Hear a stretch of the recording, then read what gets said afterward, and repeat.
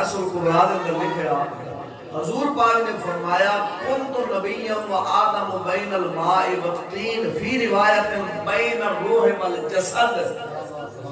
حضور فرمایا کہ میں ادوں بھی نبی سا جدو آدم علیہ السلام اجن تک مٹی تے پانی دے درمیان سن. یہ مطلب آپ دے وجود دے واسطے جڑا گارا بنایا گیا سی اجن اون دے واسطے پانی وکھرا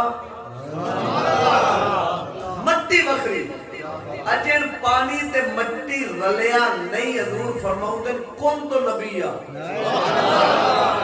میں ادوں بھی نبی سا. دوسری روایت کے اندر بین الروح والجسد میں ادوں بھی نبی سا جدو آدم علیہ السلام دا وجود بن گیا جسم بن گیا لیکن جن جسم وچ روح رب نہیں پھونکی. جسم بن گیا روح